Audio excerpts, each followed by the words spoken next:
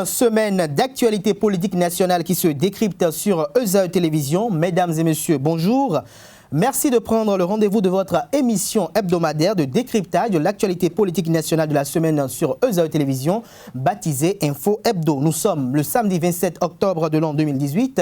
Au Bénin, cette semaine, 3 faits majeurs ont marqué l'actualité politique nationale et ont animé la presse nationale.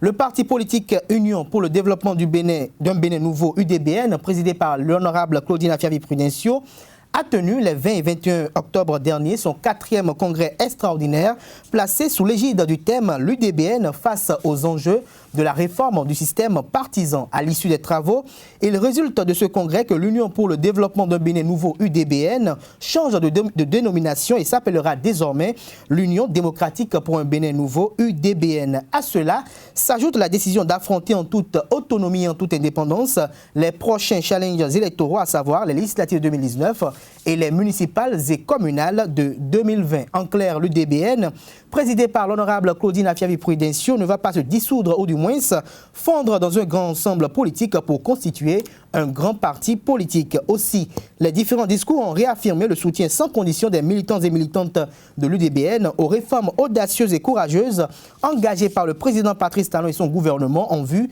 de révéler le Bénin. La condamnation de Sébastien Germain Adjavon par la Cour de répression des infractions économiques et du terrorisme CRIET dans le dossier relatif à la découverte de 18 kg de cocaïne pure dans un conteneur appartenant à Kajaf Komon continue de faire couler beaucoup d'encre et de salive. Selon Marc Ben Simon, avocat de la défense, une demande d'asile politique a été adressée à l'Office français de protection des réfugiés et apatrides OFPRA par l'opérateur économique Sébastien Adjavon. Ce dernier aurait rempli toutes les conditions pour l'obtention de l'asile politique. Outre ces 2 grandes actualités, nous avons les tractations politiques en vue des prochaines élections législatives. La classe politique béninoise est en pleine recomposition. Les plusieurs acteurs politiques descendent de manière récurrente sur le terrain pour être au contact de leurs mandants. Dons de kits scolaires, réalisation d'infrastructures socio-communautaires, nombreuses sont-elles ces œuvres caritatives et sociales qui sont effectuées par les politiques ces temps-ci dans la dynamique de séduire les populations et d'avoir leur attention pour les prochaines élections législatives. Et pour un débat en toute équité ce jour, je reçois pour vous, chers amis internautes, Judicaël Roch-Rouanou. Il est directeur général adjoint du quotidien béninois d'information générale et d'analyse L'Informateur. Il est avec Jacques Bocor, rédacteur en chef du quotidien béninois Matin Libre. Il est également sur ce plateau Elie Adjeran, journaliste à Canal 3 Bénin, et le 4e invité a pour nom Aurélien Issou. Il est directeur de publication du quotidien Carte sur table. Sans plus tarder, on les retrouve pour le décryptage. Le décryptage de ce jour, comme je l'annonçais à l'entame de cette émission, se fera avec Aurélien Issou. Aurélien Issou, bonjour. Cadet, bonjour. Merci d'avoir accepté notre invitation. À côté de vous, vous avez Elie Adjeran de Canal 3. Bonjour. Bonjour, Cadet. Merci également d'avoir accepté notre invitation. Vous êtes face à Jacques Bocor de Matin Libre. Bonjour. Bonjour Cadet, bonjour à toutes, bonjour Merci à tous. d'avoir accepté également notre invitation. Vous avez votre agenda très chargé. Vous avez à côté Judicaël Roch-Rouanou. Bonjour. Bonjour Cadet, chers amis internautes, bonjour. Merci d'avoir accepté également notre invitation. Alors, Judicaël Roch-Rouanou, vous êtes journaliste au Bénin. Vous avez suivi l'actualité politique nationale du pays toute la semaine. Vous avez d'ailleurs paru toute la semaine dans les kiosques. Alors, comment avez-vous apprécié cette décision de l'UDBN de décider d'aller seul à l'élection législative, aux élections législatives? Bon, je constate que, excusez-moi, l'honorable Claudine Prudencio a pris ses responsabilités. Ce qui m'a choqué dans cet événement, c'est le fait que l'on puisse continuer par faire de l'amalgame et de ne pas s'assurer et de continuer toujours de dire qu'on est toujours derrière les idéaux du chef de l'État, alors que le chef de l'État, en prônant la réforme du système partisan, a bel et bien souligné qu'il ne veut pas d'abord plusieurs partis. Et aujourd'hui, au niveau de la mouvance présidentielle, on veut aller aux élections, aux prochaines élections, avec 2 blocs. Un 3e bloc avec l'honorable Claudine Prudencio, qui veut semer un peu la confusion, tentant à faire croire que c'est du côté de la mouvance présidentielle qu'elle prend la tête d'un 3e bloc et a banni du revers de la main C'est votre avis et vous le partagez certainement. Mais Aurélien Issou, est-ce que le fait que Claudine Affabi-Prudential décide de pouvoir aller en toute autonomie, en toute indépendance aux élections législatives, est-ce à dire qu'elle n'est plus en phase avec les idéaux prônés par le chef de l'État, Patrice Talon? Je crois, à travers votre esprit, vous avez rappelé qu'elle dit, malgré qu'elle se soit prononcée, qu'elle prend cette distance, mais qu'elle soutient les réformes du président Patrice Talon audacieuses et courageuses du chef de l'État. Et les réformes du chef de l'État, c'est d'avoir 2 blocs. Par rapport aux partis politiques, on peut y aller en disperser. Ça veut dire que c'est un mauvais élève. C'est un mauvais élève. Il faut rapidement le canaliser. Parce que quoi, vous vous rappelez, bon, elle est coutumière de faire. Elle a été tantôt avec FCBE, tantôt avec UN. L'Union fait la Nation. L'Union fait la Nation. Et aujourd'hui, bon, comme elle a vu que bon, sur les autres listes, elle ne donne pas trop de chance, elle a dû jeter l'éponge. Néanmoins, je pense que d'autres vont la suivre par parce que ce n'est pas anodin. Elle ne peut pas venir dire ça, ce n'est pas anodin. Il y aura d'autres, vous allez entendre d'ici quelques jours, d'autres vont la rejoindre par rapport à cette posture. Parce que des gens comme elle se disent que si les 2 autres blocs, ils n'auront pas de chance, bon, pourquoi ne pas créer ce bloc sous prétexte qu'on soutient le chef d'État juste pour se retrouver de l'autre côté. Mais Jacques Bocco, vous avez suivi tout à l'heure l'argumentaire de Aurélien Issou qui est assez pertinent. Cela signifie ou peut-être traduit qu'il y a quand même des manifestations d'hégémonie qui sont en cours au niveau de ces 2 blocs et donc certains partis politiques qui ne veulent peut-être pas se voir disparaître, veulent peut-être fonctionner peut-être en toute autonomie mais toujours avec le chef de l'État. Des manifestations d'hégémonie au niveau des blocs. On dirait qu'il y a des frustrations de part et d'autre. Parce que si Claudine Prudential n'y est plus et qu'il y a beaucoup de mouvements politiques qui adhèrent, ça veut dire qu'il y a quelque part un malaise qui est quand même quelque part. D'abord, c'est vrai que c'est vous qui posez les questions, mais j'ai bien envie de vous demander si ce sont les blocs ou si ce sont les leaders des blocs qui ont demandé, a-t-on appris, ce qui n'a pas été démenti, si ce sont les leaders des blocs ou si ce sont les blocs qui ont demandé aux leaders d'aller signer l'acte de décès de leur parti politique et de les apporter. Vous me direz non. Donc, moi, je ne parlerai pas d'hégémonie au niveau des blocs, mais vous allez me permettre d'abord de saluer cet acte courageux de la députée. Elle a osé, dans un environnement où des hommes connus depuis 1990 n'ont pas daigné, disons, aller contre ce qui a été présenté comme repas à digérer, difficilement certainement par ces acteurs-là. Elle a pris ses responsabilités comme mon cher ami Roch l'a dit. Mais c'est vrai, on peut également voir de l'autre côté. Mais tu dis que tu es avec quelqu'un, mais ce dernier donne des directives, donne des instructions, et tu ne respectes pas ou tu ne suis pas. C'est là toute la question. Jacques Bocco, est-ce qu'on sait que quand on parle de l'UDBN, il s'agit d'un parti politique et il n'y a pas que Claudine Prudential qui fait l'UDBN, il n'y a pas que sa décision qui fait l'UDBN. Donc peut-être les militantes et militants, comme l'a d'ailleurs dit le congrès extraordinaire, ce sont eux qui ont décidé de ne pas se fondre dans un grand ensemble politique. Oui, mais il se fait que elle appartient à une majorité. Et cette majorité a un patron. C'est-à-dire, vous êtes... Un commandant en chef. Elle est le contenu d'un contenant. La métonymie du contenu dans le contenant. Elle est le contenu d'un contenant. Donc, quand on vient et on met le couvercle, normalement, elle n'a plus de mots à dire. Mais on a constaté qu'elle a voulu toujours bouger. Elle a voulu sortir la tête du récipient qui la contient. Donc, moi, je pense que, comme mes prédécesseurs, on peut voir ça sur l'angle d'indiscipline. Quand bien même, je salue l'acte, parce que Claudine Prudential ne veut pas enterrer son parti politique sur 10 ans, au moins. Sur 10 ans, le chef d'État, il ne reste que 2 ans et demi. Pourquoi? Non, de toutes les façons, c'est ce que nous avons appris. Et ça n'a pas été démenti jusqu'à présent. Au départ, c'était 20 ans. L'UDBN a toujours été remorqué. Non, mais même si l'UDBN a été remorqué, il s'agit aujourd'hui d'une nouvelle donne. Il s'agit d'une nouvelle donne. On vous dit, lorsque vous n'avez pas les côtes nécessaires, les côtes solides, au regard des tests qu'eux-mêmes. Parce qu'il faut le rappeler, les tests à l'Assemblée nationale, sortis de l'Assemblée nationale, c'est-à-dire la charte des partis politiques et le code électoral, ce sont eux majoritairement qui ont voté pour. Donc, je ne sais pas quelle mouche a pu piquer Claudine Prudencio pour sauter pieds joints hors, disons, de la marmite pour dire que oui, nous allons faire cavalier seul. Et elle a voulu se réfugier sous le couvert de ses militants. Et Kader Achiro, vous savez comment les partis politiques fonctionnent au Bénin et quels militants les partis politiques ont au Bénin.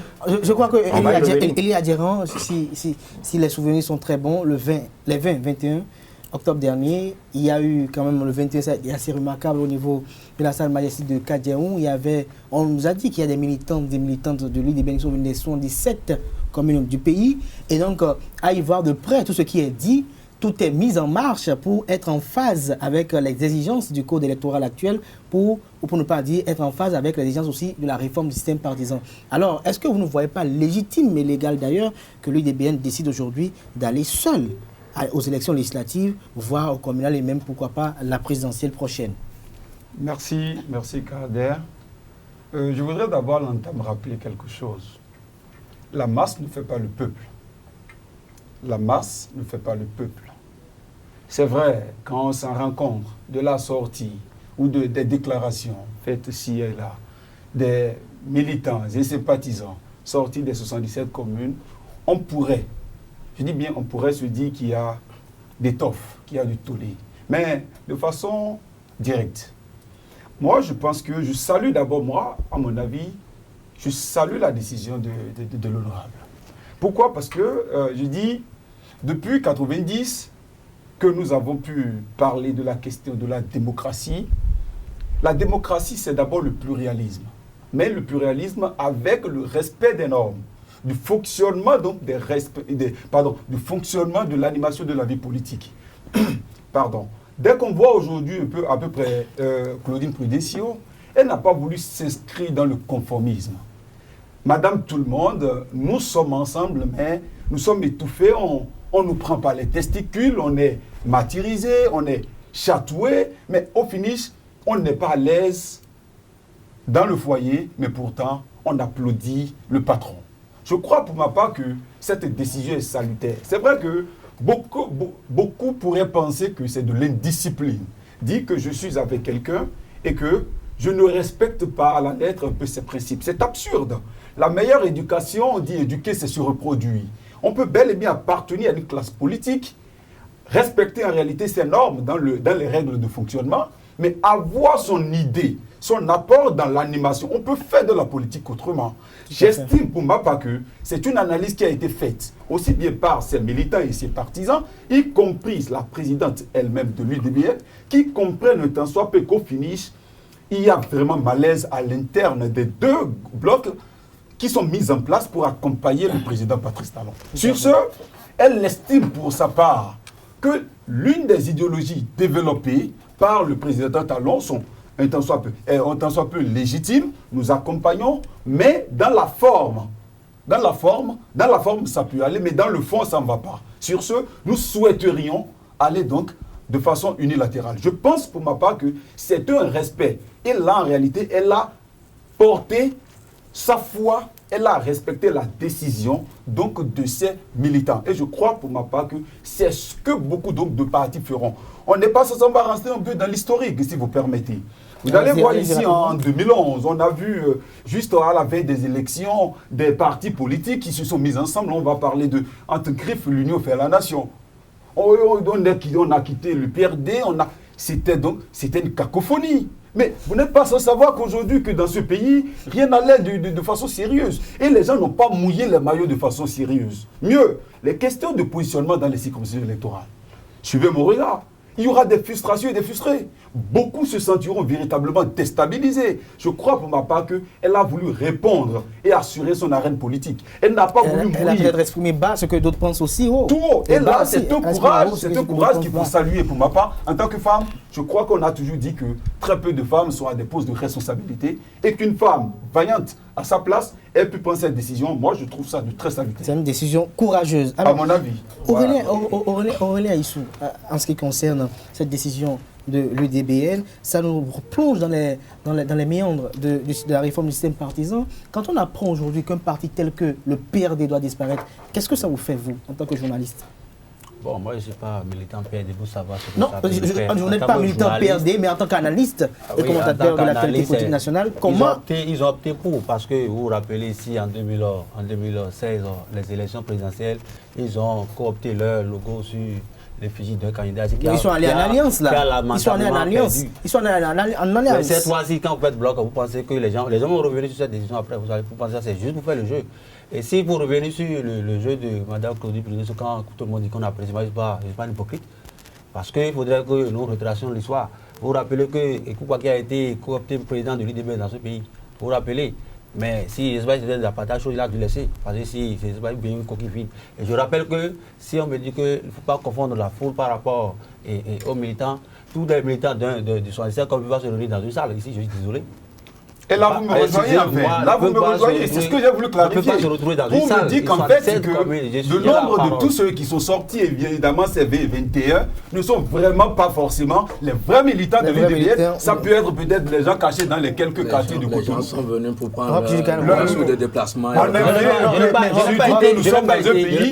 Nous sommes dans un pays où ça chauffe désormais. Je retourne la même question que quand vous, journaliste, après des années d'exercice de cette profession, que vous appreniez un jour que le Parti du Renouveau démocratique doit disparaître, va disparaître, on n'entendra plus parler du PRD, on ne reverra plus ce logo et que désormais il y aura peut-être un autre grand ensemble politique.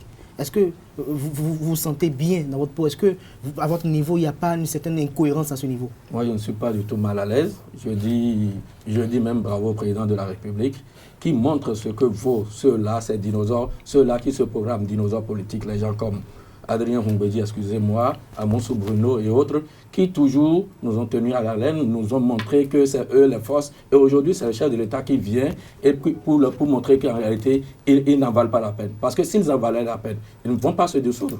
Ils ne vont jamais laisser leur parti partir.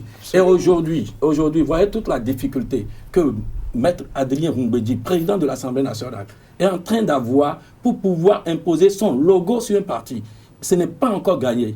Et ce n'est pas lui qui va décider du positionnement. Et quand mon ami dit que le problème de positionnement vont se poser tout à l'heure, c'est vrai. Avant, c'est Amonsou Bruno qui décidait du destin de ces milliers de partisans au sein du PSD. Avant, c'était Maître Adrien Humbedi qui décidait au niveau du PRD. Aujourd'hui, ce n'est plus eux. Parce qu'il décidait du fonctionnement également. Aujourd'hui, ce n'est plus la vitalité de ce parti. Aujourd'hui, ce n'est plus eux. Aujourd'hui, ce n'est plus eux. Ils se sont sacrifiés pour ce parti politique. Aujourd'hui, quand les deux blocs vont se constituer, c'est peut-être au chef de l'État qui va décider de qui sera la tête de liste ici, là-bas ou là-bas. Pour Claudine Prudhomme, je reviens et je rejoins Aurélien pour dire que la dame n'a commis aucun acte, elle n'a fait aucun acte d'héroïsme. Au fait, elle n'avait même pas le choix. Elle n'avait pas le choix en ce sens que si Maître Adrien Humbedi si le PRD est en train d'avoir des difficultés à se positionner, si le PSD, l'UDBN a combien de députés à l'Assemblée nationale, sans oublier toutes les difficultés qu'elle a personnellement et son conjoint. Attendez, laissez-moi finir. Et son conjoint avec le parti, c'est de l'hypocrisie politique. En réalité, il y a longtemps que Claudine Prudhomme n'était plus en face avec les idéaux du chef de l'État. Et pour masquer sa position, pour toujours faire croire à la population, pour susciter l'adhésion, on crée une sorte de confusion. Parce qu'il y a certains qui disent c'est le plan Bédu de talent. Certains qui disent elle est héroïque. En fait, l'honorable Claudine Prudhomme, mademoiselle Claudine Prudhomme, elle est simplement hypocrite. C'est votre avis et vous le partagez, mais non, je ne vais pas la traiter d'hypocrite parce que c'est assez fort. Je vais réagir rapidement. Elle est peut-être héroïque. Et je reviens là-dessus pour saluer sa bravoure. Parce que Judicaël Roch Ouanou? Je ne sais pas si il s'est réécouté. Lui-même a stigmatisé des leaders, des dinosaures comme Adrien Humbedi, Bruno Amonsou, qui décidaient du sort d'autres de leur parti, ou décidaient de leur propre sort, mais qui aujourd'hui sont dans un panier de crabes. Ils ne savent pas à quelle sauce ils seront eux-mêmes mangés. Vous-même, vous avez dit... Je dis, l'honorable aurait voulu être dans ce panier, mais elle n'a même pas sa place dans ce panier. Vous-même, vous avez dit... On lui permet même pas d'être dans ce panier. Malgré l'expérience... Vous-même, vous avez dit, malgré l'expérience d'Adrien Humbedi, de Bruno Amonsou et consorts, ils ont du mal à imposer des logos aujourd'hui. Ça veut dire quoi? Que Claudine Prudencio, ne voulant pas aller à cette bassesse en griffe, a dû prendre ses responsabilités. Et je dis qu'elle n'a même pas sa place là. Maintenant, elle aurait voulu... Maintenant, est-ce que vous me permettez d'aller au bout de mes idées? Maintenant, ce qu'elle est en train de dénoncer, ou ce qu'elle a dénoncé au Congrès... Elle a dénoncé quelque chose. Ce qu'elle a dénoncé au Congrès, moi, me paraît un peu anachronique. Elle aurait pu faire ce travail en amont. Claudine Prudencio a-t-elle voté contre l'achat des partis politiques à l'Assemblée nationale? Si elle ne l'a pas fait, ça veut dire que je rejoins ceux qui estiment qu'elle est hypocrite. Parce que normalement, le travail devait se faire là. Au moment où on vous a présenté la réforme, vous devez aller, si tant est que vous avez effectivement des militants, vous avez effectivement une base, vous devez aller recueillir l'avis de la base d'abord pour conduite à tenir au Parlement, ce qu'elle n'a pas fait. Mais elle vote, elle met en place les tests. Elle a les missions parlementaires. Elle met en place les tests et elle revient faire autre chose. Donc moi j'estime que elle a été... Il y a une incohérence. D'où, comme on le dit en fond, c'est-à-dire, on fait croire au chef de l'État qu'on est avec lui, mais au fond, on n'est pas avec lui. Et je partage. On dit hypocrisie. Hypocrisie. Je suis d'accord avec Roch Ouanou maintenant. Lorsqu'elle dit l'honnêteté de notre engagement aux côtés du président de la République nous fait obligation de lui faire le retour des impacts de certaines décisions et actions sur le terrain afin de l'aider à renforcer sa légitimité politique. Je cite cet extrait. Le retour de l'impact de l'achat des partis politiques devait être fait depuis, avant le vote à l'Assemblée nationale, ce qu'elle n'a pas fait. Et elle revient et elle dit que, ils ont donc voulu nous enterrer. C'est qui ils? Je ne sais pas si c'est l'opposition qui a voulu enterrer l'UDBL. Non, mais il se pose un problème, s'il vous plaît, M. Bokar. Oui. Je comprends qu'on n'est pas ici pour diagnostiquer. Non, moi je suis analyste politique. Je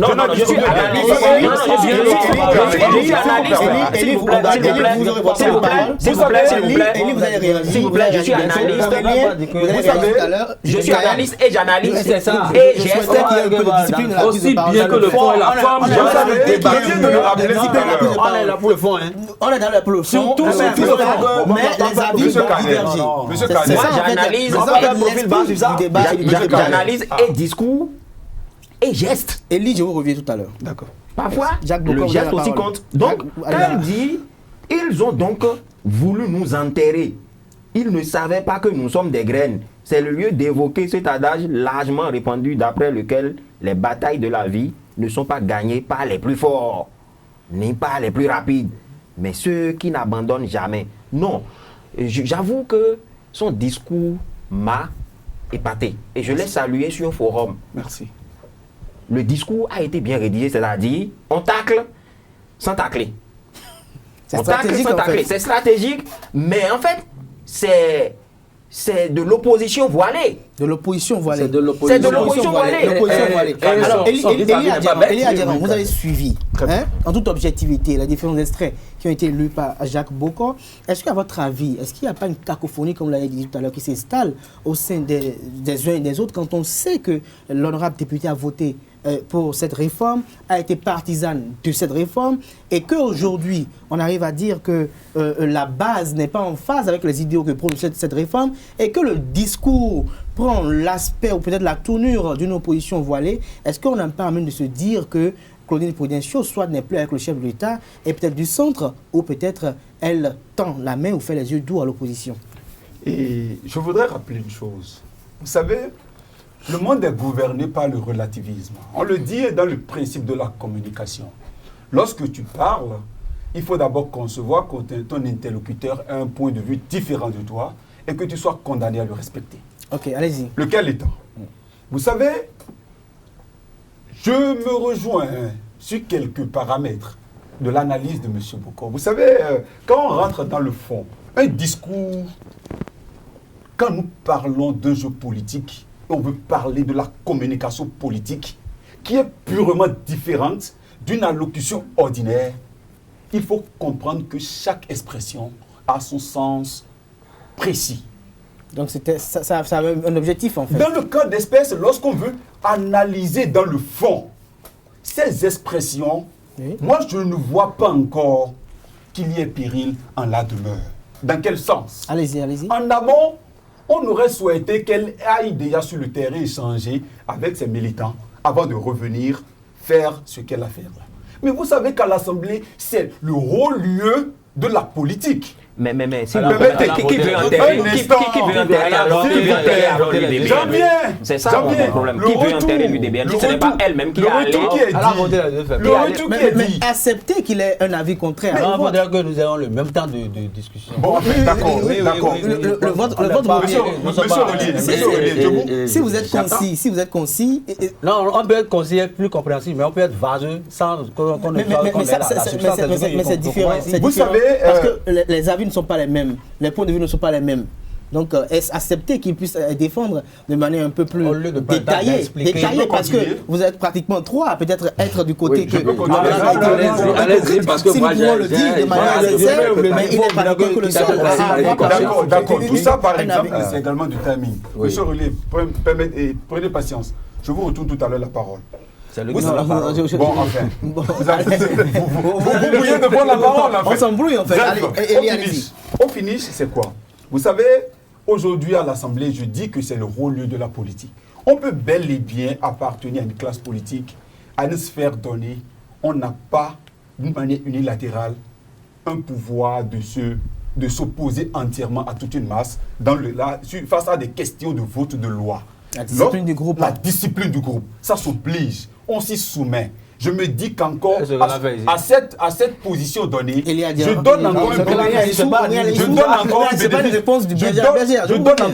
un bénéfice de doute à l'honorable, jusqu'encore à la partie où la loi sur le système partisan soit votée à l'Assemblée nationale. Mais ici, ce qui m'intéresse, c'est déjà sa sortie. Et je me dis, ce qu'il faut saluer, c'est déjà ce courage de s'affirmer et de dire, nous sommes ensemble, pas qu'on n'est pas d'accord avec vous, mais sur tel point, nous ne partageons pas. Raison pour laquelle on n'a pas voulu se fondre. Nous conservons notre autonomie sur ce paramètre. C'est quand même tout simple. N'en faisons pas d'amalgame pour essayer de distraire l'opinion et essayer d'amener les gens au décor. Voilà un peu ce que moi je pense. Ce que vous pensez d'ailleurs. Alors Aurélien Issou n'est pas du tout de cet avis d'ailleurs, puisque à le voir tout à l'heure, il voulait tantôt arracher la parole, tantôt invectiver. Mais je pense que Aurélien Issou, quand on écoute un peu ce qu'a défendu notre confrère Elie Adjeran, on a même de dire que Claudine Prudencio est toujours dans la barque du nouveau départ, toujours dans la barque de la rupture,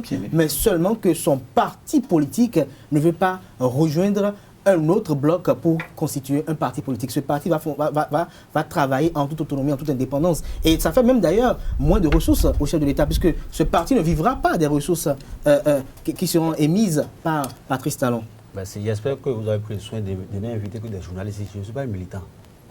Là, Il n'y a pas de militants ici. Il n'y a pas de militants, mais il n'y a pas de personnes aussi qui soient contre quelqu'un aussi.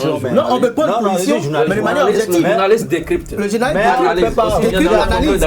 Tout à fait, mais l'analyse ne veut pas dire qu'il faut prendre la mesure de combattre une personne. On ne peut pas débattre de personne. Nous ne sommes pas des Non, c'est pas du dogme, mais c'est pas parce que vous, Aurélien Issou, vous, Gilles Kouanou, vous estimez que Claudine Prudencio est hypocrite, que automatiquement Jacques Bokoum va estimer qu'il est hypocrite. De toutes les manières. Vous n'analysez pas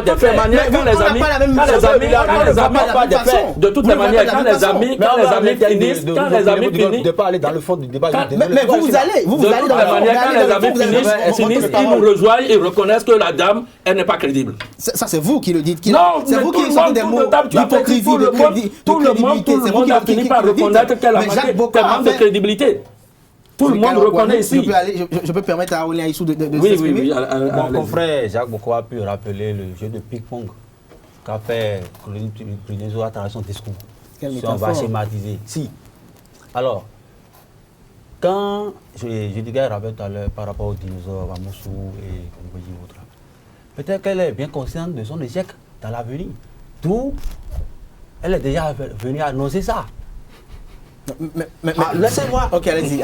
Laissez-moi. Allez-y. Parce que avant, lui, Bernard, de député. C'est le même député.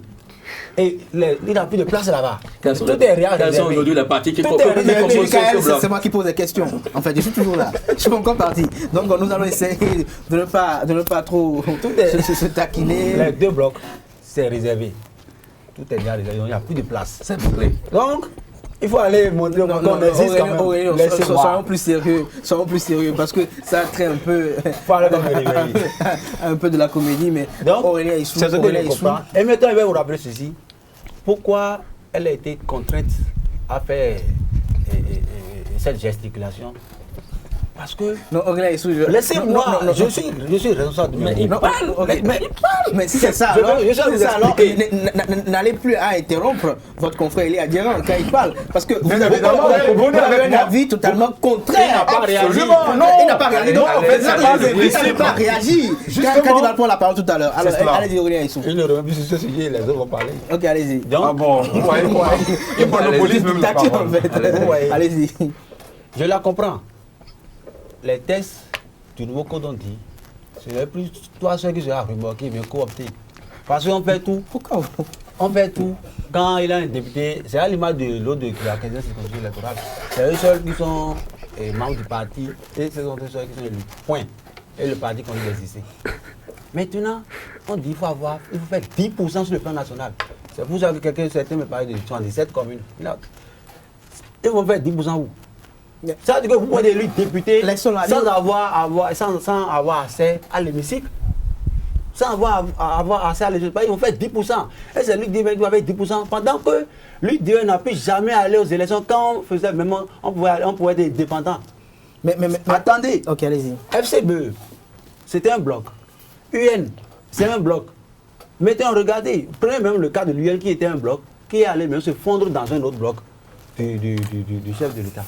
Mais si les gens sont conscients de ça, ils vont aller, faire que je vous montre que, nous sommes courageux et héroïques. Moi, je ne suis pas là pour citer cet héroïsme, je suis désolé. Du tout pas. Ils savaient que c'est un panier. On a mis un maille dedans et on a décalé. Ils sont allés piquer et ça s'est renversé contre eux. Les autres, ils ont accepté fondre. Moi, c'est l'analyse que je fais. Ils ont accepté, je parle du PSD, ils ont accepté fondre leur logo dans ces blocs. Pourquoi? Peut-être qu'ils ont accepté. Il n'y aura pas de fusion de logo. Peut-être qu'ils auraient accepté. Il n'y aura pas de fusion de logo. Ils auraient accepté. Oui, bon. Ils auraient accepté ne retenir que seul sur les listes là.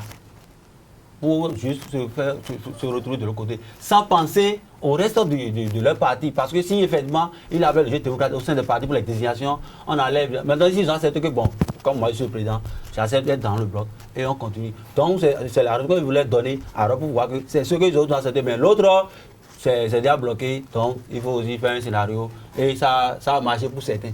Donc, certains en défendent. Je vais essayer d'être. Je vais parler dans le même sens que Aurélien, mais en essayant d'être moins ironique que lui. Je dis tout à l'heure, j'ai répondu à Jacques Boko en lui disant que ce panier à crabe, Claudine Prudencio aurait bien voulu y être, mais il n'y avait plus de place pour elle. et il faut exister. Mais est-ce que, à votre avis, vous estimez que pour créer un parti politique, il faut créer un parti politique? Vous avez,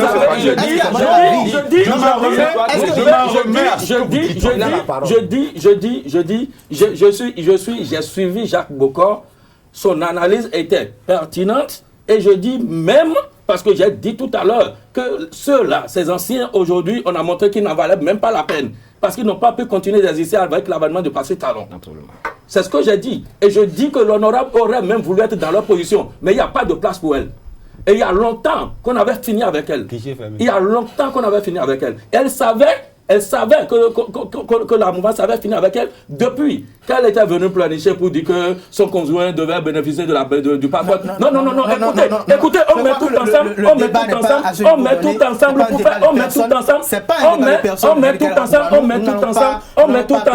faire une analyse. Cher ami Kadia Chirou, un journaliste met tout ensemble pour faire une analyse. C'est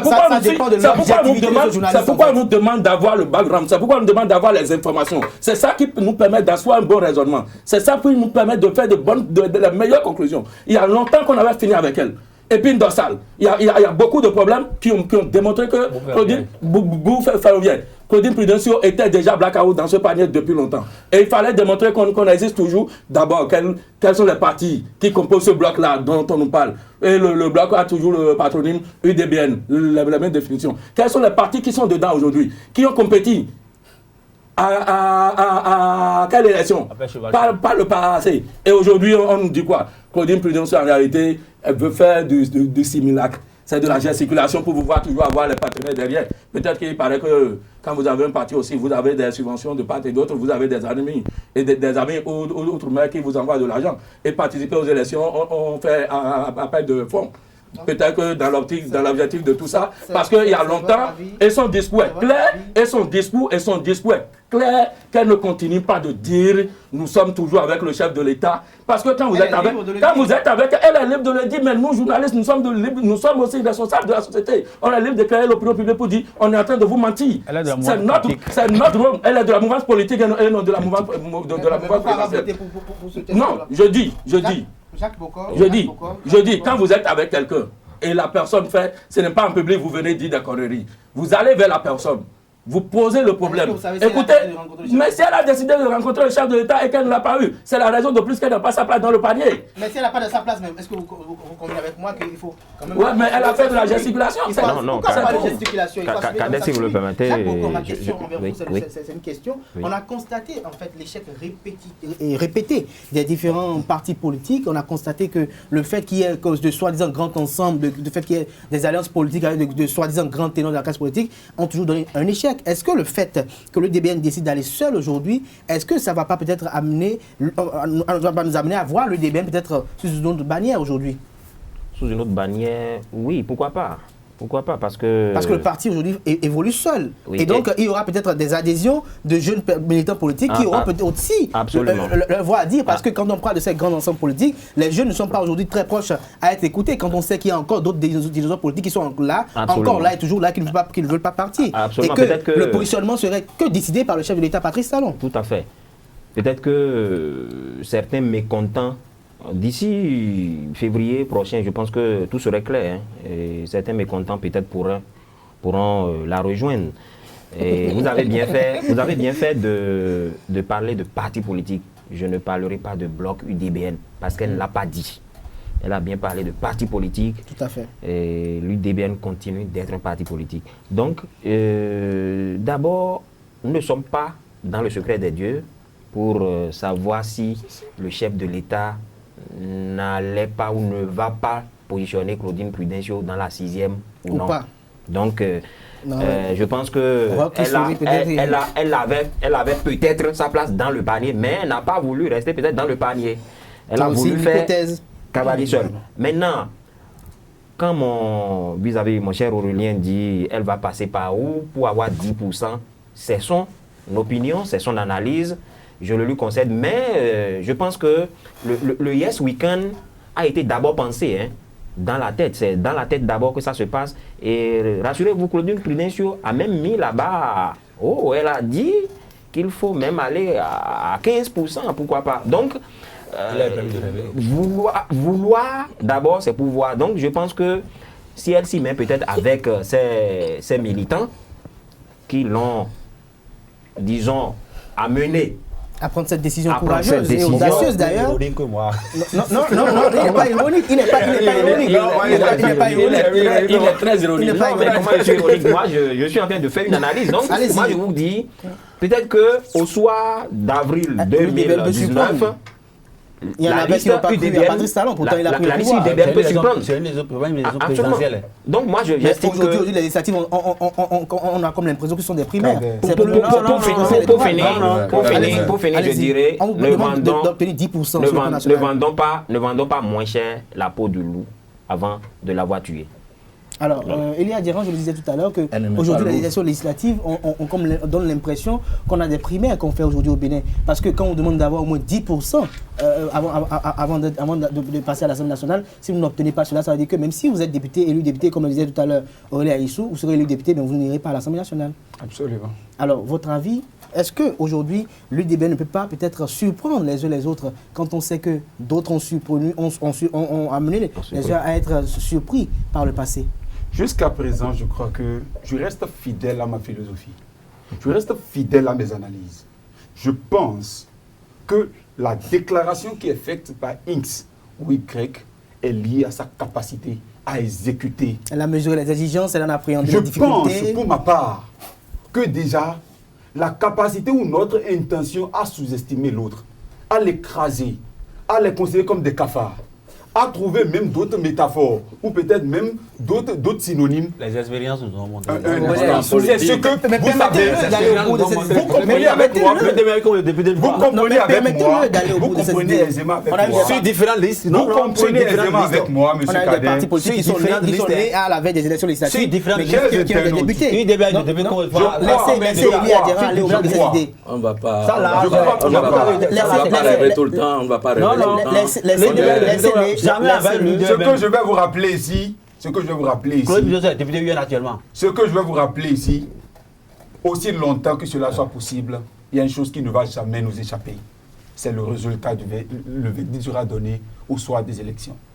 On comprendra qui fait quoi. Mais je ne suis pas militant. Je suis... Qu'est-ce que vous dites? Je crois pour c'est une profession de foi. Mais laissez-le aller au bout de ses idées. C'est une profession de foi. Pourquoi voulez-vous qu'elle pense que va échouer? Non, la personne a mais ça pouvoir réunir les 10%, c'est ce qu'on dit ici. De toutes les façons. Mais c'est votre avis à vous. De toutes les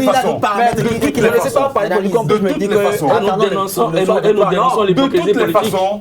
De toutes les façons, je me dis que moi j'ai écouté, j'ai suivi l'honorable colonel Prédécio. Je crois que, au regard de ses forces et faiblesses, dont elle croit, elle pense qu'elle peut relever le défi. Nous sommes sur l'arène politique. C'est un discours. Je lui prête une foi. Je lui prête sa foi.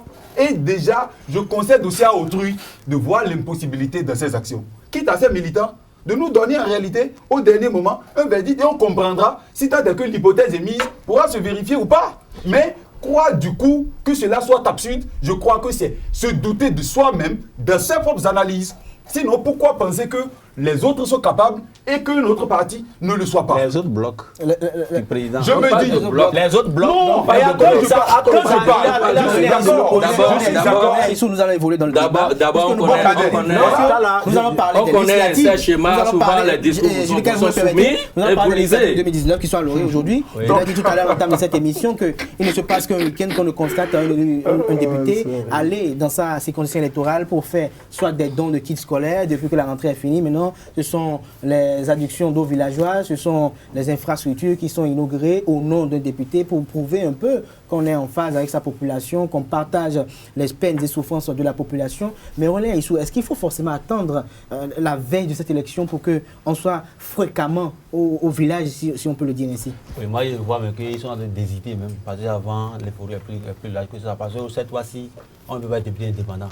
Donc on ne sait pas si on est sur la liste, mais on hésite encore avec le peu de moyens qu'on a. Histoire de faire montrer au chef de l'État que oui, on est derrière, on a de la masse derrière nous pour pouvoir nous positionner à ce point-ci. Parce que ça ne doit pas nous étonner. Même après Pâques, on continue de donner le fourniture scolaire aux enfants. Ça là, c'est même trop précoce. J'aime bien l'ironie de Aurélien Issou. Je dis qu'elle va pour nous à quelques jours, à quelques veilles de législatives, et donc ces dons sont effectués de part et d'autre, mais il y a une sorte de panique qui s'installe au sein des différents députés, parce qu'il y a beaucoup qui vous disent qu'ils ne sont pas sûrs de revenir à l'Assemblée nationale, alors qu'ils ont bien la volonté. Pourquoi cela, quand même ils sont des soutiens du chef de l'État? Parce qu'ils n'ont pas de base. Si vous n'êtes pas sûr, c'est parce que vous n'avez pas de base. Mais ils ont été élus sur la base.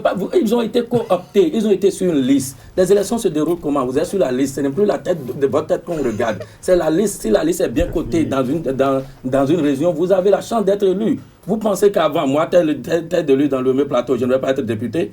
Je serai député. Si c'était avant, sur la liste PAD, je suis député. Il n'y a rien à faire. Si vous allez sur la liste PSD, tête de liste, Kader Achirou, vous allez être député.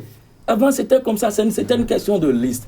Aujourd'hui, je pense, j'ai foi, j'ai espoir. C'est plus une question de liste? Non, c'est une question de bloc.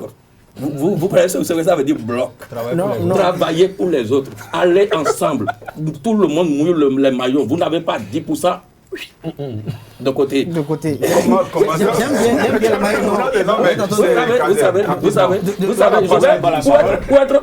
pour être plus précis, pour répondre à la question, c'est malheureux. C'est malheureux que ceux-là que nous élisons. C'est malheureux que ceux-là qui, au moins quand même dans une région, on peut quand même avoir un peu de moyens, attendent d'abord de vouloir solliciter nos suffrages pour venir nous embêter. Nous embêter avec des présidents qu'on nous largue comme des gens. C'est un peu malheureux. Et comme Aurélien le dit, même après Pâques, je dis même à la veille de la rentrée. Et on va dire on est en train de préparer la prochaine rentrée. Et il faut anticiper. Il faut anticiper. Alors, Jacques Boko. Oui. Non, c'est un rituel. Ça, non, s'il vous plaît. On a comme l'impression qu'on entend ce folkloriser. Non, c'est une tradition. Les questions, même vous voyez, il y a... C'est peut-être quoi. Si ce n'est pas... Si ce n'est pas match, si ce n'est pas tournoi, c'est donc... Vous avez parlé de rentrée. Vous avez dit que avec une communication arrogante autour. Vous avez dit que la rentrée est passée depuis, alors que les étudiants n'ont pas encore effectué leur rentrée. Il y a les fêtes de fin d'année, Noël et puis janvier, qu'on fête parfois même jusqu'en février. Il y a les Pâques. Donc, les gens ont encore beaucoup d'autres occasions pour s'affirmer. Donc, on va connaître ça jusqu'en mars prochain, tout au moins. Bon, on ne peut pas le leur refuser. Et le plus important pour nous autres, c'est de sensibiliser ces populations. Ouais, pour leur faire comprendre que nous avons fait des expériences depuis 90 et que si c'est l'achat de conscience qui vient vous sortir de la précarité, je pense que beaucoup seraient sortis déjà de la précarité. Donc, parce que il faut le dire, il ne faut pas tourner autour du pot, c'est parfois de l'achat de conscience. Tout à fait. Le leader de la localité, parce que quand il y a décès, vous toquez à sa porte, vous lui déposez le fait. Mais est-ce qu'à ce niveau donné, il ne faut pas revoir aussi la mentalité des populations? Non, oui, c'est pourquoi je parle de sensibilisation. Quand elles pensent que le député, c'est celui qui est le plus nanti, le député, ce n'est pas peut-être notre représentant, mais c'est celui qui doit subvenir à tous les besoins de la séquence électorale. Alors, dans ce cas de figure, est-ce que le député n'est pas bien dans ce rôle aussi? Oui, mais le député est à l'image de la classe politique, est à l'image du pays.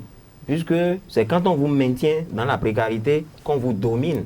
Et on n'a pas intérêt à vous donner le développement. Merci. Donc, sinon, écoutez, lorsque vous allez dans une localité, c'est lui qui a la plus belle villa de la localité. Et c'est autour de lui que gravitent tous les électrons. Hein, c'est lui, quand il y a décès, on va le voir. Quand il y a baptême, quand il y a anniversaire.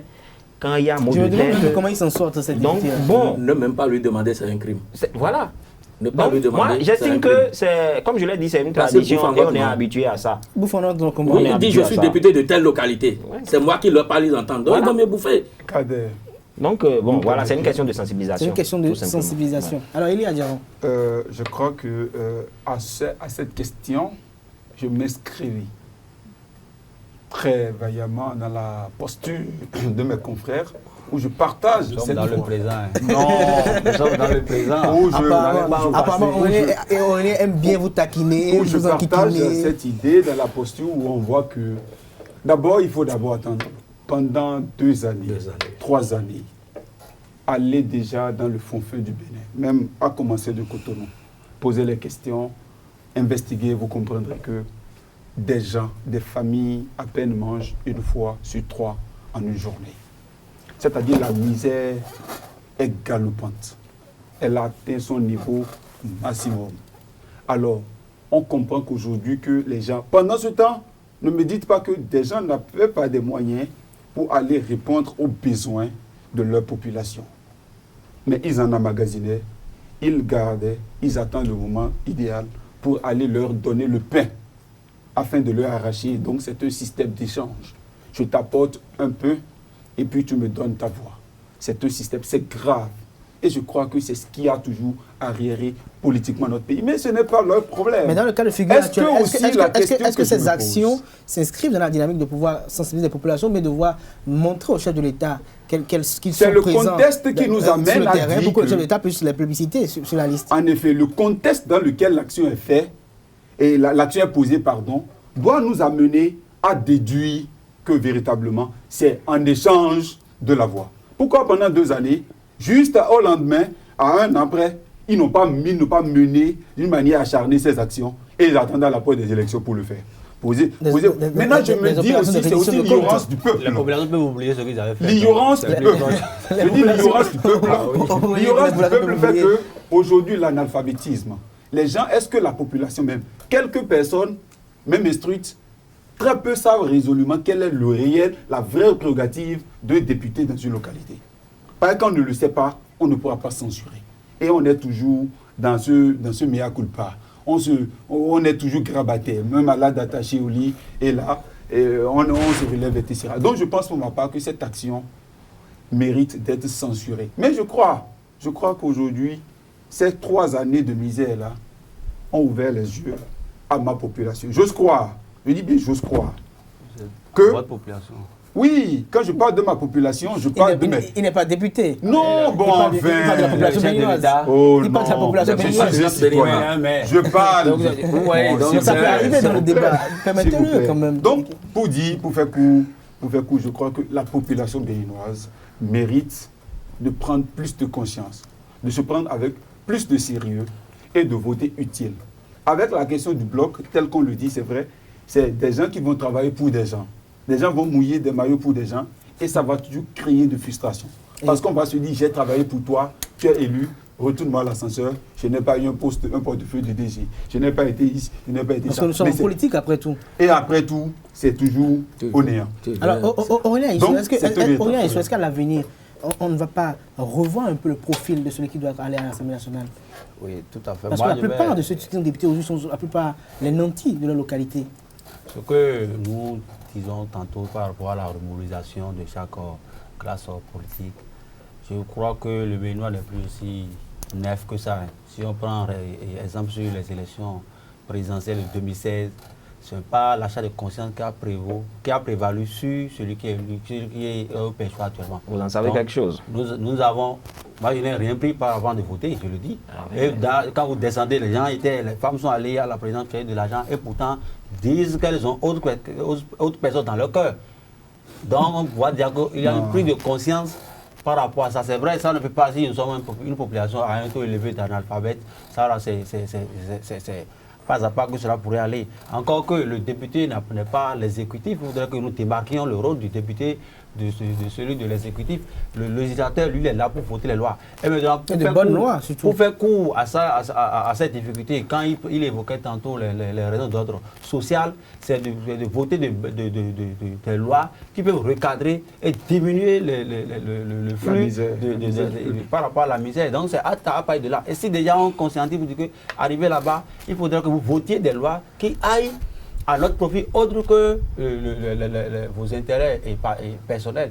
Et comme ça, si vous pensez que c'est le député qui va voter une loi pour dire que de les empêcher d'aller faire campagne, jamais. Ils vont jamais faire cela. Donc, c'est une manière, depuis la base, de ne voter que pour ceux sur qui on compte et qui vont arriver là-bas pourraient faire le jeu de la population autre que le leur. Alors, Jacques Bocon, oui. Quand on voit un peu ce qui se passe aujourd'hui, est-ce que vous voyez un peu à travers les tractations que l'Assemblée nationale sera renouvelée quasiment entièrement? Oui.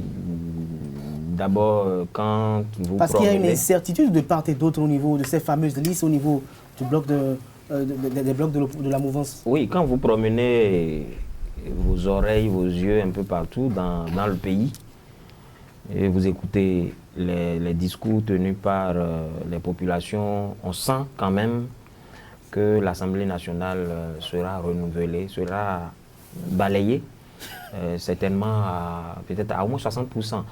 Encore que, et bon, j'en suis certain, le leader des deux blocs, le leader charismatique des deux blocs, sans doute ne va pas trop miser sur les anciennes figures, c'est-à-dire ceux-là qui ont le titre foncier du Parlement.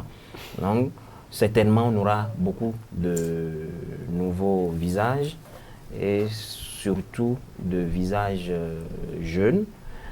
A priori, je le dis, sans trop de certitude, mais c'est à ce schéma qu'il faut beaucoup plus s'attendre. Oui, c'est l'idéal parce que, écoutez, quand on limite le mandat présidentiel, quand on limite d'autres mandats et que le député lui-même ne trouve pas l'occasion, alors que l'occasion lui est offerte maintenant majoritairement, ils sont 62 députés derrière le chef de l'État. Il pouvait profiter pour dire oui, quand vous allez à l'Assemblée nationale 2 ou 3 fois, c'est bon, allez vous reposer pour que d'autres fassent aussi l'expérience. Ou bien profiter pour voter une loi au profit des femmes. Donc moi je pense que l'Assemblée sera renouvelée et il le faut aussi parce que ceux qui sont là et qui font l'expérience depuis 90, en tout cas depuis 3 législatures au moins, sont trop décriés et vous sentez que dans la population, leur voix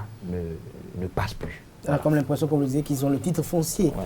Il parlait des gouverneurs. Alors, Julie Kala-Rogouanou, quand vous voyez un peu, comme je l'ai demandé tout à l'heure à Elie Adjiran, est-ce qu'on ne va pas aller au niveau de revoir un peu le profil? Est-ce qu'on ne va pas peut-être penser au fait, comme le proposait un acteur politique, de ne plus envoyer des politiciens au Parlement, mais peut-être des techniciens, pour que les législations qui sont votées ne soient plus des lois qui seront décriées comme la CRIED, comme bien d'autres institutions et autres, qui font l'objet de polémiques et de controverses, mais qui ne sont pas bien fondées dans ces critiques? Pour le moment, vous et moi, la population, nous n'avons aucune force. Ce sont eux qui sont là-bas qui votent changer les lois. Le cours des choses. C'est eux qui votent les lois, c'est eux qui décident pour le moment. Donc nous ne pouvons pour le moment rien. Mais moi, j'ai foi en quelque chose. La meilleure école, je le dis, c'est l'expérience. Et depuis les dernières élections présidentielles, tout le peuple béninois est à l'école. Nous sommes comme dans une nouvelle ère. Nous sommes en train de vivre autre réalité. Et par rapport à ça, moi je sais que beaucoup de choses vont changer.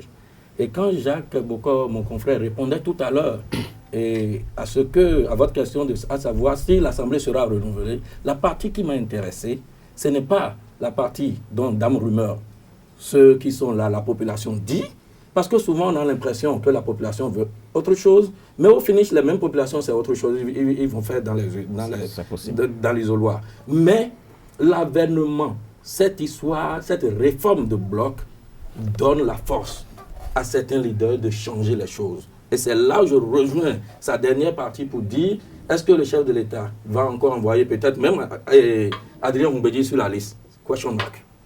Ça, c'est une grosse inquiétude, une grosse interrogation. Même, je dis, même le dinosaure. Que les question mark. Donc, il y a beaucoup de. Il y a carrément des gens. D'explications. Il y a beaucoup qui ne vont pas se retrouver. Il y a beaucoup qui n'ont pas leur place. Comme on le dit, le panier là, c'est rempli. Les gens sont dehors. Et même ceux qui sont dedans maintenant, on va commencer par tamiser. Voir ceux qui peuvent aller ou ceux qui ne peuvent pas aller. Mais il faut que ce que vous enlevez du panier reste toujours dans le parti politique. Il ne faut pas créer. Nous sommes dans une réforme, non, c'est une loi. Mais la réforme ne veut pas dire que ceux qui ne seront pas utiles. Une réforme qui se sont accordés eux-mêmes. C'est eux-mêmes. Et c'est là que ça tourne. Parce que moi, vous savez, quand je lis sur les réseaux sociaux, dans les journaux, je vois par exemple des partis, des dinosaures qui sont maintenant dans une campagne de communication intensive, qui sont obligés de faire feu de tout bois pour montrer au chef de l'État que nous sommes présents, c'est nous, vous ne pouvez pas faire sans nous, alors que le gars n'est pas bête, il n'est pas con, c'est un averti, lui sait où il va, et il les a déjà conduits jusque là où ils sont actuellement, et eux tous sont en train de se chercher. Je crois que vous avez dit beaucoup de choses et les internautes comprendront comprenons bien ce que vous êtes en train de dire. Nous allons passer au troisième sujet qui nous retient ce matin. Nous sommes presque à la fin de cette émission. Alors, cette actualité a agité l'opinion publique nationale et internationale depuis la semaine dernière. Il s'agit de cette affaire liée à la condamnation de Sébastien Germain-Javon dans cette affaire de 18 kg de cocaïne pure découvert au port de Cotonou dans un conteneur appartenant à Kajaf Komon, une société appartenant également à Sébastien Germain-Javon. La Cour de répression des infractions économiques et du terrorisme l'a convoqué, il n'y était pas à 2 reprises. La Cour l'a condamné à 20 ans d'emprisonnement ferme et à 5 millions d'amende. Elie Adjeran, vous avez suivi les différents commentaires qui ont concouru autour de cette affaire. Vous avez suivi également l'argumentaire des avocats, que ce soit de la défense comme ceux du ministère public et de la partie civile. Alors, vous, en tant que journaliste, en tant qu'analyste, qu'est-ce que vous pouvez nous dire? Oui, merci Cardet. Je crois que, de par ma posture en tant qu'analyste, je dis bien que la décision de droit ou la décision de justice reste et demeure une décision de justice. Je n'ai pas un bâton magique pour m'opposer à une décision de justice. 20 ans d'emprisonnement, 5 millions d'amende et un mandat d'arrêt international. Tout à fait. C'est la décision de la CRIET. C'est la décision de la CRIET, donc c'est sans commentaire à votre avis? Ça là, je dis, dans les faits, ça reste et demeure une décision. C'est ainsi. Mais ce qui est triste, je dis bien, ce qui est triste, on a toujours chanté, X ou Y, des gens disent, je dis bien, je me répète, des gens chantent que déjà la justice béninoise est manipulée. Elle est ci, elle est ça. J'ose croire que véritablement la décision qui est portée est conforme au test et que la CRIET ne donne pas de l'eau dans le moulin à maïs de la population ou de ceux qui pensent que véritablement la justice de notre pays est manipulée. Parce que je me dis, quand on écoute à peu près ces avocats, on les entend parler, ils n'ont pas pris connaissance du fond du dossier.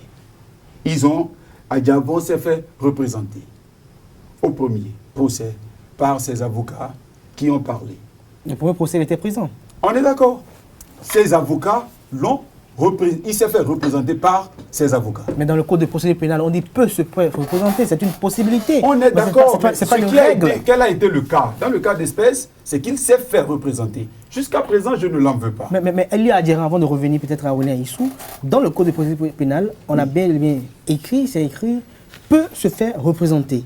C'est une possibilité, mais ce n'est pas une règle. Donc ça veut dire que le juge peut exiger sa présence. En effet, ce qu'est le cas. Maintenant, on a bel et bien dit, quand on dit peut se faire représenter, il a opté pour le peut, c'est-à-dire la possibilité. Cette possibilité. Il revient maintenant au juge de trancher. Alors, maintenant, dans la seconde, c'est-à-dire à la seconde audience, il est à nouveau revenu, il s'est fait à nouveau représenter par ses avocats, et le juge a dit non, pas question. Lui veut sa présence. Là, dans le cas d'espèce, je crois que ce n'est plus à moi d'apprécier les faits. Le juge en a maintenant décidé et en a porté son verdict. Je crois pour ma part. Ce qui m'intéresse aujourd'hui, c'est la question de sa demande d'exil. Où il cherche peut-être à se faire réfugier hors du pays pour essayer. Donc. Mais je me dis, si des citoyens béninois, comme Adjavon, grand opérateur économique, qui déjà donne à manger à des milliers de Béninois, aujourd'hui doit pouvoir être hors du pays pour des raisons de contentieux juridique, ce n'est pas bien pour notre nation. Notre démocratie n'éclot pas, ça n'avance pas. Parce que je me pose la question, c'est la vie de ces vaillantes populations-là, en fait, qui m'écœurent, où déjà la question de l'emploi est déjà difficile. Qu'est-ce qu'on y gagne de façon résolue? Même si à un temps soit peu, on le cherchait et devait couper de sa peine. Est-ce que, bon, nous ne parlons pas peut-être d'acharnement politique. Je ne suis pas dans ces faits. Merci. Olé Issou, vous avez suivi ce procès de bout en bout, vous avez suivi les événements qui ont eu lieu en novembre 2016, il y a pratiquement 2 ans. Cette affaire est revenue devant la CRIET parce qu'il y a eu appel. Et aujourd'hui, il y a une sorte de débat juridique qui s'installe et qui s'instaure d'ailleurs de part et d'autre sur des réponses du berger à la bergère. Mais vous, en tant que journaliste, comment avez-vous analysé cette actualité au niveau de Carte sur table cette semaine? Oui, je pense qu'il y a eu appel, parce que je ne suis pas aussi spécialiste. Il y a eu appel, pas le procureur général. Pas le procureur général. Il n'a pas eu appel, vous parlez de 2016. Il n'y a pas eu appel. 2 semaines après, le PR n'a pas fait appel, mais le procureur général a fait appel, qui a un délai de 2 mois. mais seulement que, selon mes informations, il y aurait peut-être une erreur. Ce n'est pas au bon endroit. Ça a été fait au niveau du greffe du tribunal de première instance de première classe de Cotonou. Donc à ce niveau donné, il y a une procédure qui n'est pas du tout, je dirais, elle est un peu biaisée aussi. C'est ce que dénonce la partie du mise en cause, si je me trompe.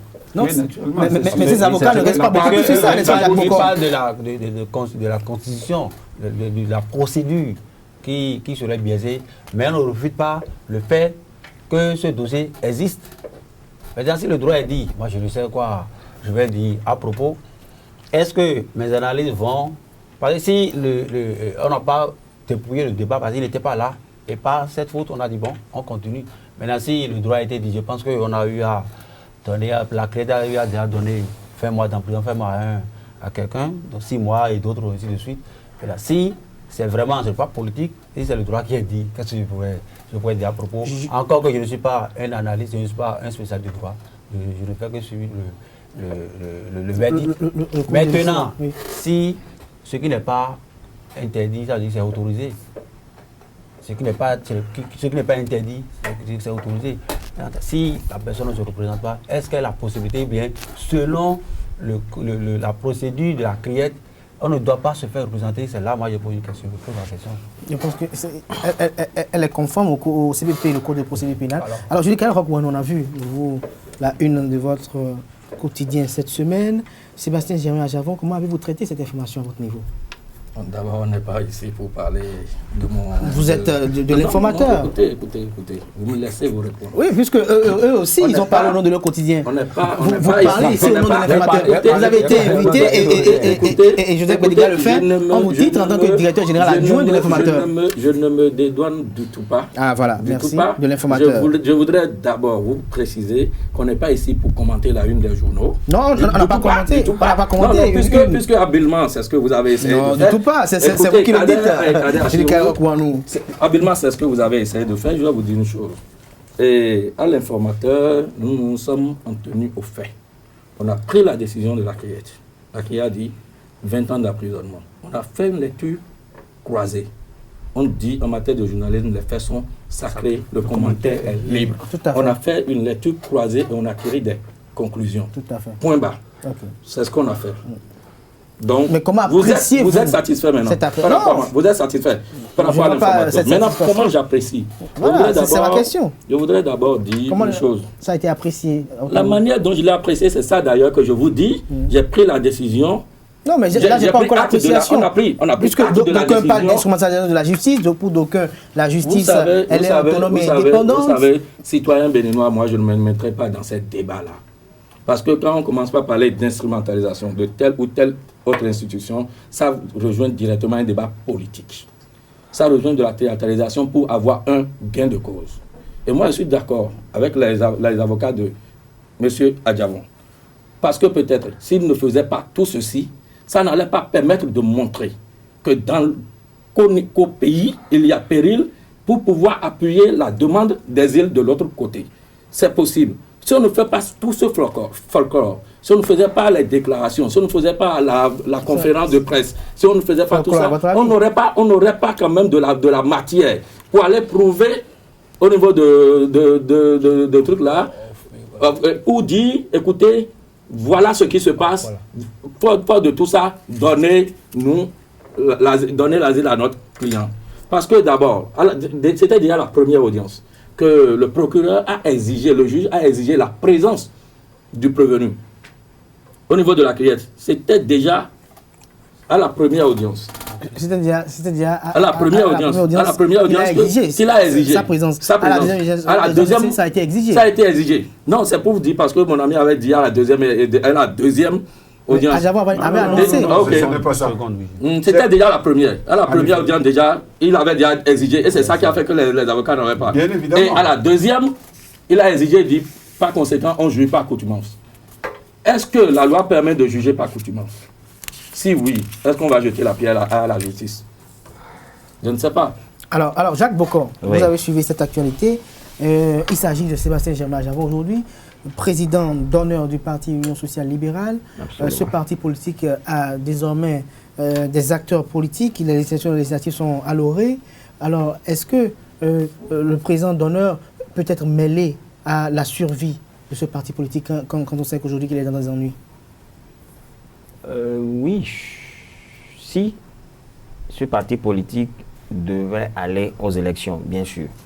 Je ne sais pas, sinon je ne suis pas dans la tête de Sébastien Adiavon pour savoir si l'USL ira aux législatives ou non. Pas. Maintenant, si l'USL devait aller aux législatives et que Sébastien Adiavon nourrissait l'ambition d'y aller, c'est que sans doute ça fait un candidat de moins. Maintenant, est-ce que parce que ça fait un candidat de moins, ça va influencer négativement sa liste ou positivement? Voilà. Je pense que seules les populations ont le dernier mot. Et moi, je vais revenir au sujet sans opposer deux acteurs, c'est-à-dire, je m'en fous, comme on le dit, de la bataille Patrice Talon, Sébastien Adiavon. Quand bien même ce qui se passe, on peut y voir une main politique. Mais je ne suis pas dans ce schéma. Mais moi, je voudrais juste faire savoir que ce que nous déplorons va dans le même sens que le premier sujet débattu. C'est-à-dire que on vote des lois, je dirais presque les yeux fermés, et après, on est face à la réalité. Mais quand vous lisez, mon Dieu, je ne suis pas un érudit du droit, mais les experts en droit ont parlé. Écoutez, tous ceux qui ont parlé, est-ce que vous allez me dire qu'ils sont membres de l'USL? Est-ce que vous allez me dire qu'ils émargent chez Adiavon? Est-ce que vous allez me dire qu'ils émargent chez Yaïboni? C'est quand même des acteurs qu'on ne connaissait pas. Et la dizaine d'avocats qui a demandé une session extraordinaire. Les acteurs de la société civile qui crient. Tous ceux-là sont des opposants. Ça veut dire que quelque part, quelque chose ne va pas, quelque chose cloche. Et j'estime que quand c'est comme ça, il faut s'arrêter. Tout le monde le dit. Le Bénin n'est pas en dehors des autres pays du monde. Le droit ne s'invente pas. Le droit existe. Et ceux qui sont au devant de la scène, malheureusement ou heureusement, ont des étudiants à qui ils ont enseigné des notions de droit. Mais on voit la pratique aujourd'hui. Criette, venons-en. On dit même qu'on peut perquisitionner votre domicile à n'importe quelle heure, même si vous êtes en débat. Si vous êtes sur votre femme, on peut venir perquisitionner votre domicile. On viole votre intimité. Mais moi, je prends juste des aspects. Je ne veux pas parler de Sébastien Adiavon. Vous posez un réel problème que de la même manière que les gens ont parlé pour soutenir le côté, c'est de cette même manière. Il y a ce qu'il y a d'avocats aussi. Excusez. Est-ce que j'ai la parole? Allez-y, Jacques Boucon. Est-ce que j'ai la parole? Parce que je me suis abstenu d'interrompre mes prédécesseurs parce que j'ai à dire sur ce sujet. Alors, nous avons quand même suivi un procès au moins ici d'un exilé qu'on peut qualifier d'exilé, disons, politique. Est-ce que nos avocats, les avocats béninois qui sont allés là où vous savez, on fait ce m'as-tu vu là-bas? Non. Donc, pour extrader ou non, on n'a pas besoin de venir faire du m'as-tu vu. Non, c'est le droit qu'on lit.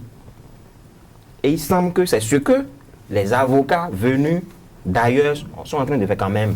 Des avocats rompus, des avocats qui sont à la Cour pénale internationale, qui disent que ce qu'ils ont vu au Bénin, ils n'ont jamais vu ça ailleurs. Maintenant, est-ce que vous ne voyez pas que c'est légitime que l'avocat de la défense...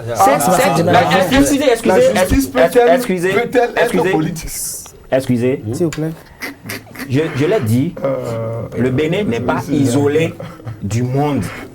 Et nous avons souscrit à des accords à l'international. Mais Jacques Bokor, ma question tout à l'heure, quand je voulais vous interrompre, c'est de savoir, est-ce qu'il revient, est-ce qu'il s'agit d'une faute aux différents magistrats qui appliquent une législation? Non, je n'ai jamais dit ça. Quand on sait que c'est l'Assemblée elle-même, ce sont les législateurs eux-mêmes qui ont voté cette loi. Et donc, on ne doit pas en vouloir aux magistrats quand on voit un peu la guerre de personnes qui est faite aujourd'hui contre sur ce plateau, je n'ai jamais apostrophé un magistrat. Je ne l'ai pas encore fait. Et j'ai dit, ce que nous déplorons rejoint exactement le premier sujet.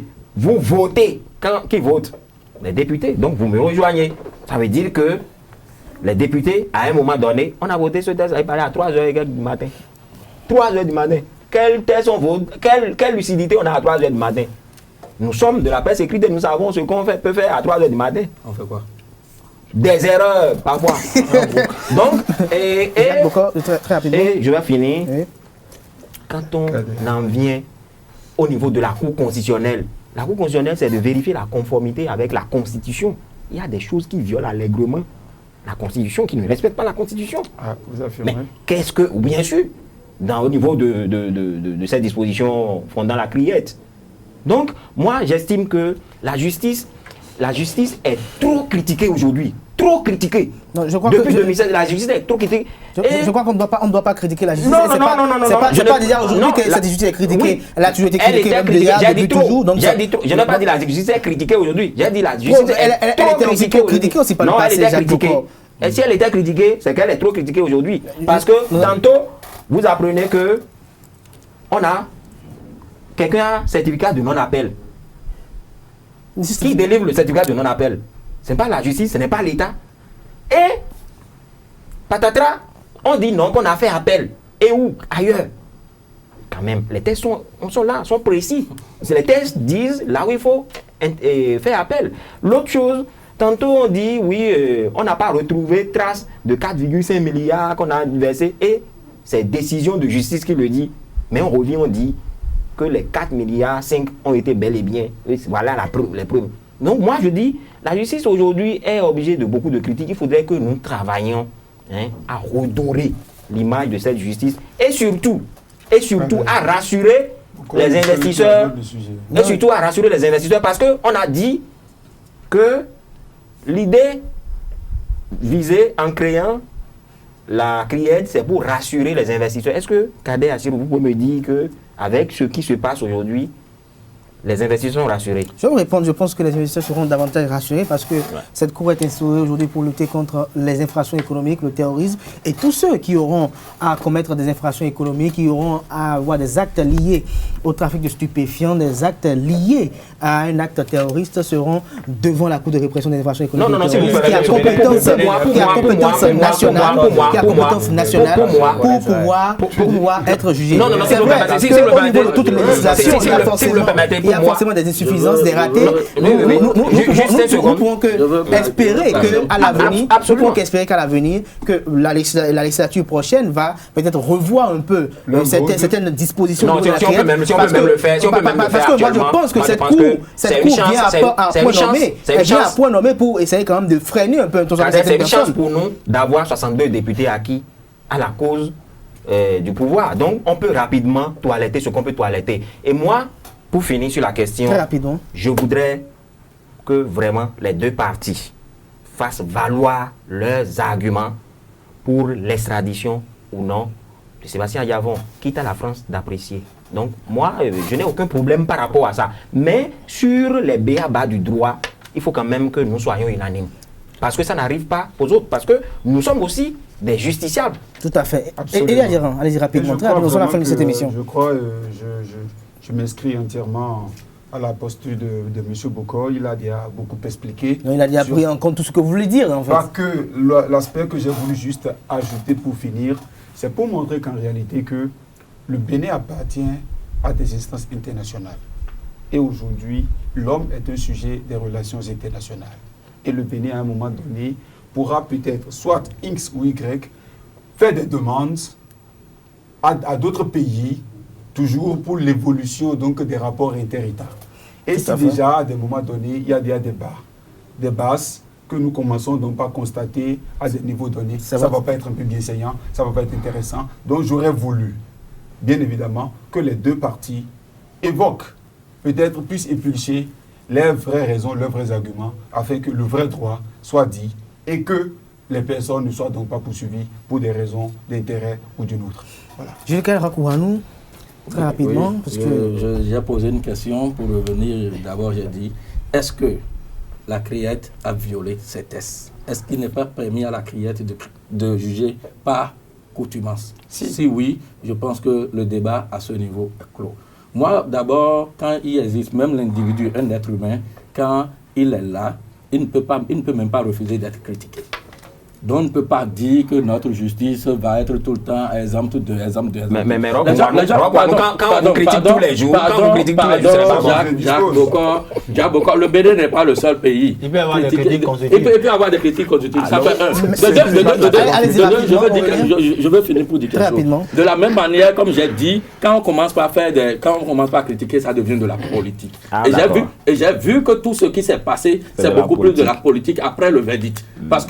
Parce qu'on a vu une sorte de théâtralisation. Il y a beaucoup d'avocats, de praticiens de droit qui sont sortis pour soutenir la criette, pour soutenir la décision de la criette, aussi bien que d'autres sont sortis pour dénoncer, pour dire autre chose. Parce que les deux, chacun cherche. Donc, c'est comme vous le dites, les gens iront confronter le droit. Maintenant, l'autre chose. Combien ont soutenu?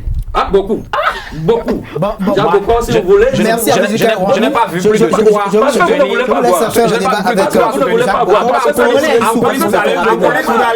les gens. Je vais vous en donner. Il y a une seule chose que moi je dénonce, c'est que ces gens-là nous manipulent. Ces gens-là nous manipulent. Parce que tout ce qui se passe, c'est de la théâtralisation, c'est du folklore.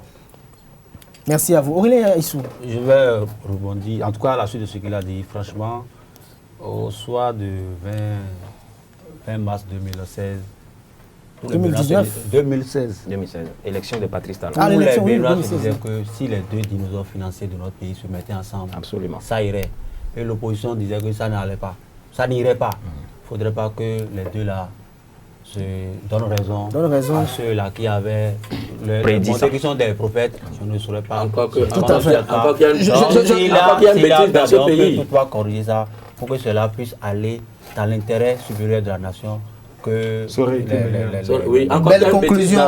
conclusion qui a été faite par Aurélien Aïssou. Je rappelle qu'il est directeur de publication du quotidien Carte sur table. Il était à côté de Elie Adhéran, journaliste à Canal 3 Bénin. Ils étaient en face de Jacques Bokor, rédacteur en chef de Matin Livre, et Jules Kael Rakouanou, directeur général adjoint du quotidien béninois d'information générale et d'analyse, L'Informateur. Je pense pour ma part que cette affaire de Sébastien Germain-Diaro et de Patrice Talon trouvera une issue agréable qui permettra aux populations béninoises de revoir ensemble cette image forte qu'on a vue en 2016 lors du deuxième tour de la présidentielle où Sébastien Germain-Diaro et Patrice Talon se donnaient la main pour non seulement penser pour le bonheur des populations béninoises, mais aussi prouver que la démocratie, ce n'est pas forcément l'intérêt égoïste des uns des autres, mais c'est l'intérêt de tous. Mesdames et messieurs, c'est sur ces mots que je mets un terme à Info Hebdo de ce jour. Merci pour l'attention. Le rendez-vous est pris pour le samedi prochain pour notre numéro avec d'autres confrères. D'ici là, portez-vous bien et passez un agréable week-end en commun de nos programmes sur désormais les www.ezatv.bj. Bon week-end à toutes et à tous.